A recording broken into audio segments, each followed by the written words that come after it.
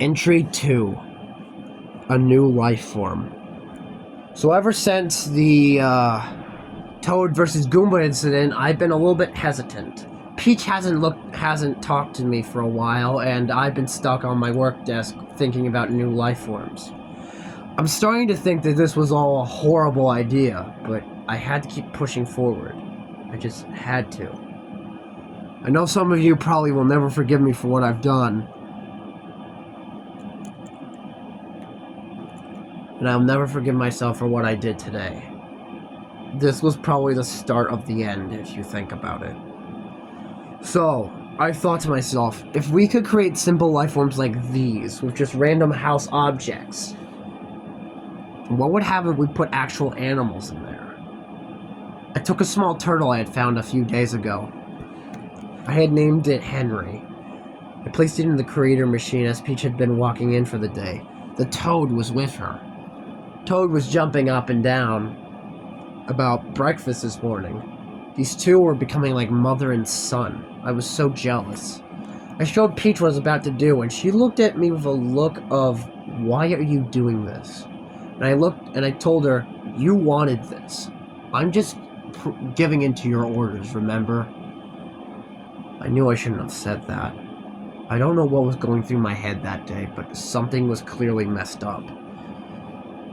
I pressed the creator button underneath Larry, and the plasma energy hit him, and he in the silhouette I could see his head grew larger, his arms and legs grew out, his shell became smaller.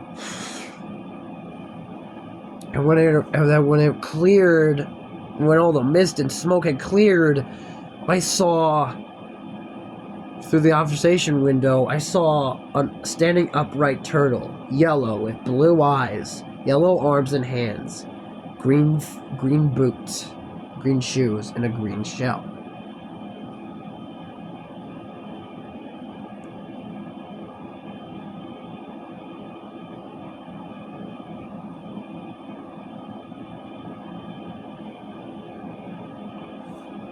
I stood there in silence, my mouth agape. I opened the door to the observation deck, and the thing immediately turned its head, stepped down from the platform. It was highly more intelligent than the Toad and Goomba were. I didn't know what to think of this. How was this happening? I didn't think that it was this dangerous. I didn't think that things were going to go sour this quick.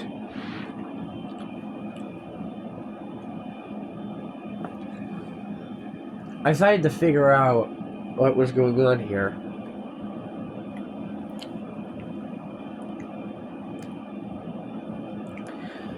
The Koopa was relatively harmless. But if you so much as touched it, it would freak out and hide into its shell, meaning it was most likely simply very much of a coward, like some turtles. If you kicked the shell, it would ricochet off the wall and bounce around, and the turtle would not stop moving, would not get out of the shell and stop itself. You had to stop it with your own foot, and then it would come out. We tried multiple times to get it to come out of its hiding place, but to no avail. Although one day it did work. He did stop himself. No matter what this thing was called, we called it a Koopa Troopa. It walked like a soldier. A trooper. A Koopa of turtle. Koopa. We didn't know how Koopa lined up with turtle, but it was better named than Turtle Troopa. Koopa Troopa. It rhymed. However, it got into a bit of a staring contest with the Toad. It cocked its head from side to side. They stared at each other. I think the Koopa was more fixed on Toad's mushroom head. He touched it, and then the Toad ran away. The Koopa cocked its head to the side and then looked at me, as if a confused look of, what did I do? This thing was so young, it didn't know what it was capable of. Thinking back, I should have locked the thing up sooner. I should have just stopped here. A few simple life forms. That's as far as it should have gone. But no, I had to keep pressing forward. I couldn't just let it be that. Well, let's just say I wasn't satisfied with just one of these guys. I made more. I cloned more. I made 20 of them at least. 10 per day. So by the end of the week, we had about 70 of them at least. These guys were mass producing. They were also really weird looking. But they were really good at communication. And they were vastly more intelligent than the Goomba was.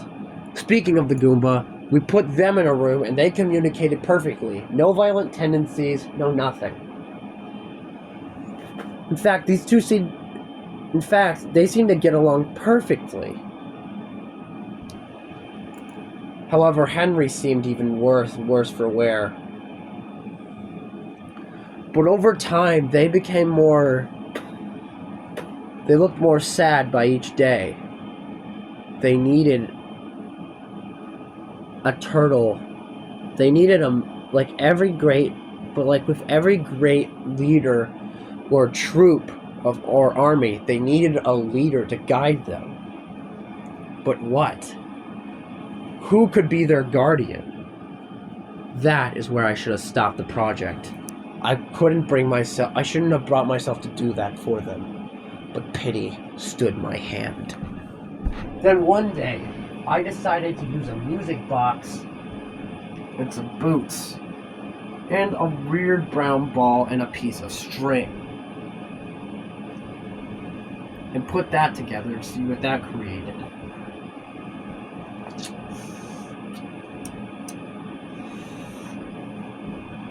When I pressed the button on all those things, Peach was very nervous and told me not to do it. But I told her this was for the field of science, that after this we would be done. What came out of the creator processor was something I had never seen before, a new life form. But what it was shook me to my core. It had small little feet, a round-up key on its back, and a long fuse on top of it. It was a bomb. A moving, breathing bomb. This fuse was not lit. And that was for safety reasons. Peach did not like it and told me to get rid of it immediately, but I said that was unfair. The thing had just come into existence and didn't even know what it was. She told me to stop treating these things as if they were my friends. That we needed to focus on spreading out the kingdom's glory. But I contradicted her, saying that I gave her the toads. Speaking of which, I wanted to clone it, but she didn't want me to. So I accepted her offer. But I told her I wasn't going to get rid of the bomb. The bomb. A bomb. I came up with the name Ba-Bomb for it. It was an excellent creature. Thinking back, I can't believe I let my obsession creating these new life forms get the better of me. What was I thinking? I was letting this become into an obsession of creating new life forms for this new world.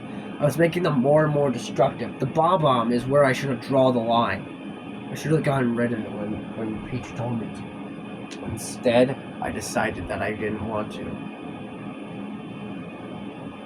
Other life forms I would come up with later. But I did put up a warning sign for the bomb.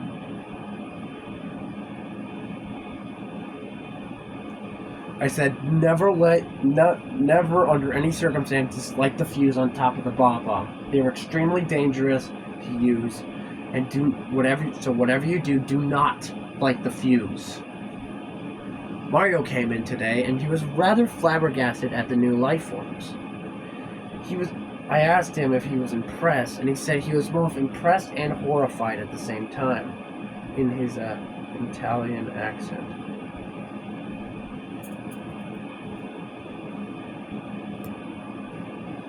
I said there was no reason for him to be afraid. These guys were well under control.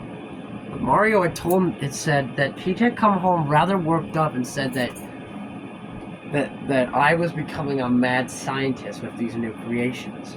I told him, tell her that she has nothing to worry about and that I will make sure these guys remain under control.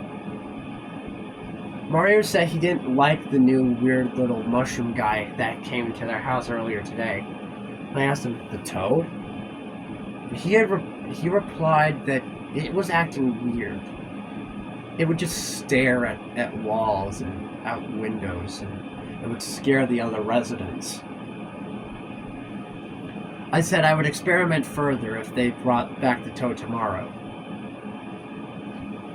Mario said that he would agree, but Peach wasn't going to like it, and I said,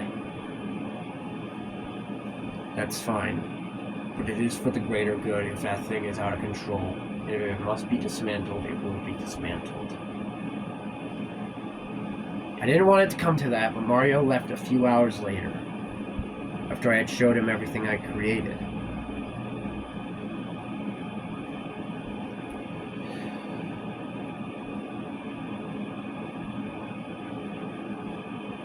After that,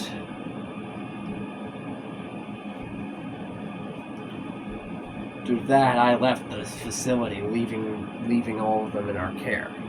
I couldn't wait to experiment further to see what these new surprises awaited us. End of entry 2.